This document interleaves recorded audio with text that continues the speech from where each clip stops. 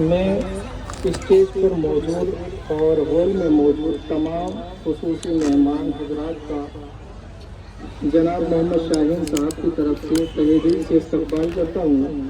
اللہ رب العالمین ہم سب کو بار بار اور اپنی آنے والی نسلوں کی بھی خوشیاں دیکھنا نصیب فرمائے اور ایسی محفل یا مجلس سے ساری زندگی ہمیں عطا فرمائے۔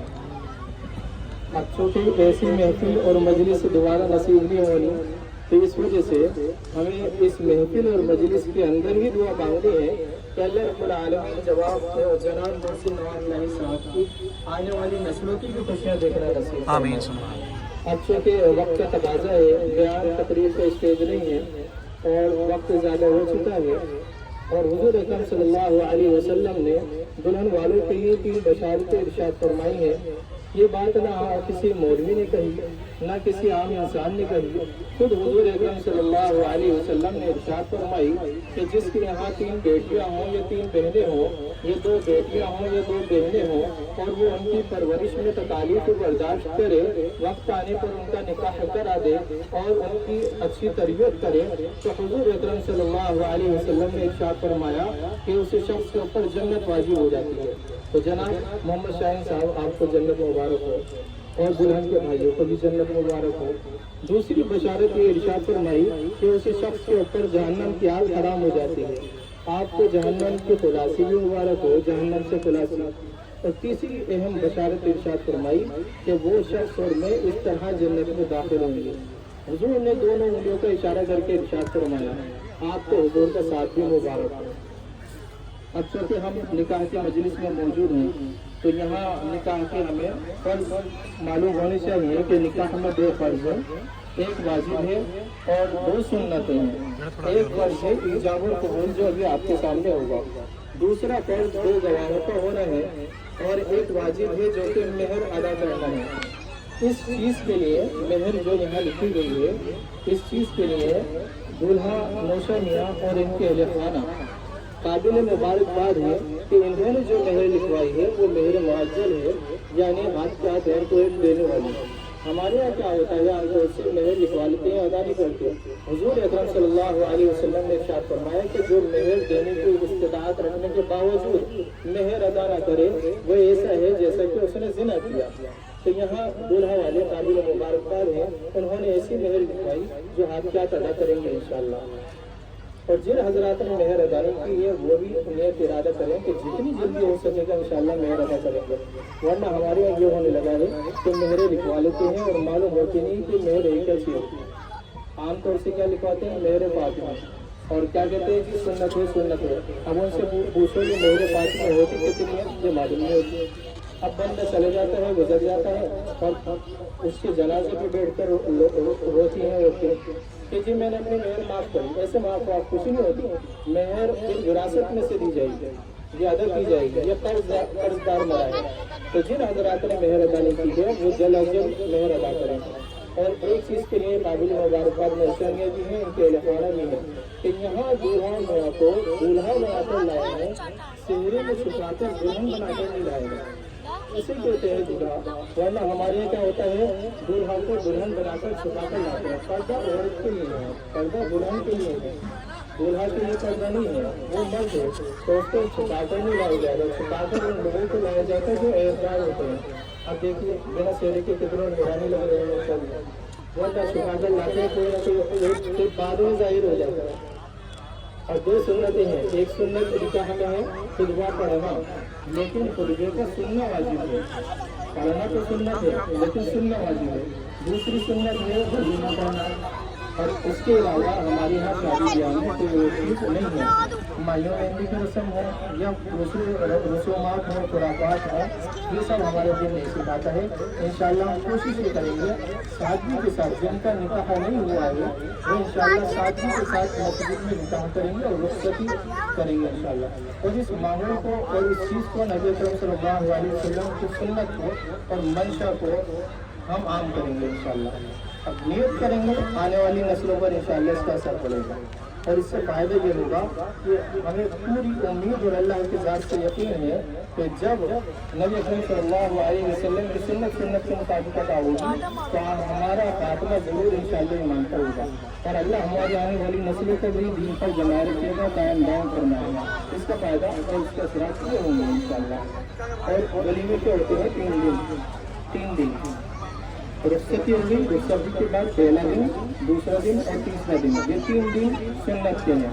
اس کے بعد اگر کوئی دعوت کرتا ہے تو وہ صرف دعوت ولیمہ ہے، وہ سنت ولیمہ نہیں ہے۔ دعوت ولیمہ ہے، سنت ولیمہ نہیں ہے۔ سنت ہوگی ان 3 دنوں کے بیچ میں۔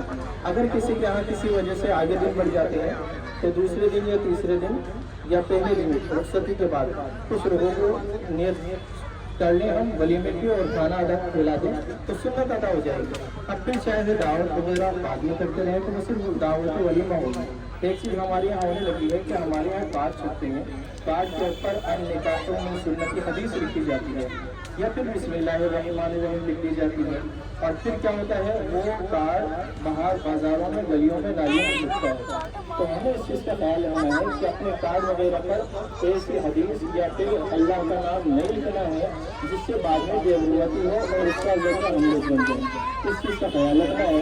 ایک چیز کا خیال رکھنا ہے کہ ہمارے کیا ہوتا ہے دلہن کی ویڈیو بنائی جاتی ہے اور اتنی بڑی بے حیائی بے شرمی ہوتی ہے کہ بیڈ کے اوپر دلہن کی ویڈیو بنائی جاتی ہے، بعد میں بیٹھ کر پورا خاندان اس کو دیکھتا ہے، یہ سب سے بڑی بے حیائی ہے۔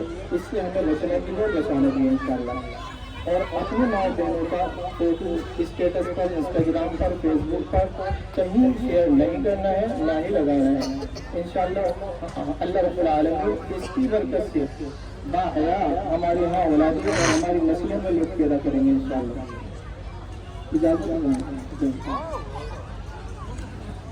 الحمدللہ نحمده ونستعینه ونستغفره ونؤمن به ونتوکل علیہ ونعوذ باللہ من شرور انفسنا ومن سیئات اعمالنا من يهده الله فلا مضل له ومن يضلله فلا هادي له ونشهد أن لا إله إلا الله وحده لا شريك له ونشهد أن محمدا عبده ورسوله وصلى الله تعالى على خير خلقه محمد وعلى آله وأصحابه أجمعين أما بعد فأعوذ بالله من الشيطان الرجيم بسم الله الرحمن الرحيم يا أيها الناس اتقوا ربكم الذي خلقكم من نفس واحدة وخلق منها زوجها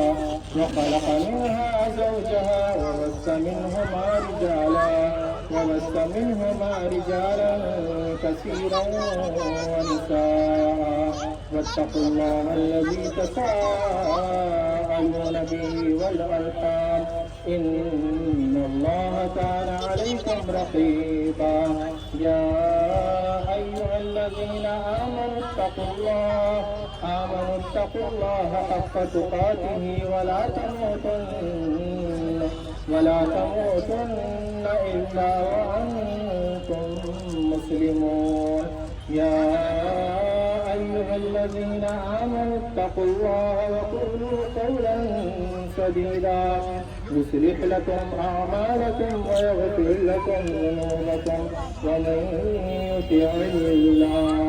ومن يطع الله ورسوله فقد فاز فوزا عظيما وقال النبي صلى الله عليه وسلم النكاح من سنتي وقال النبي صلى الله عليه وسلم فمن رغب عن سنتي فليس مني فإني أبايع بكم الأمم إنه تعالى جواد كريم ملك بر رؤوف رحيم أما بعد जनाब मोहम्मद इलियास साहब, आपने अपनी वकालत से और दो गवाहान की शहादत से और तमाम हाजिरीन मजलिस की मौजूदगी में बइवज मेरे मुअज्जल 80,000 रुपये के एवज मुसम्मात बिस्मा शाहीन सल्लल्लाहु जो कि साहबजादी मोहम्मद शाहीन साहब हैं, उनको मोहसिन नवाब इलाही सल्लल्लाहु जो कि साहबजादे हैं नवाब इलाही साहब हैं, उनके अक़द निकाह में दिया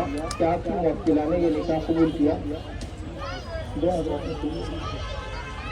नूर ऐन नूर किस्म जनाब नवाब इलाही साहब के लफ्ते जिगर जनाब मोहसिन नवाब इलाही साहब, जनाब मोहम्मद इलियास साहब ने अपनी वकालत से और तमाम हाजिरीन मजलिस की मौजूदगी में बइवज मेरे मुअज्जल 80,000 रुपये के एवज मुसम्मात बिस्मा शाहीन सल्लल्लाहु जो कि साहबजादी हैं मोहम्मद शाहीन साहब की, उनको आपके अक़द निकाह में दिया। आपने उन्हें अपने अक़द निकाह में कबूल किया।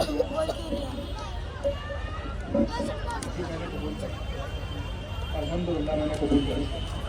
अल्हम्दुलिल्लाह मैंने कबूल किया। अल्लाह ला इलाहा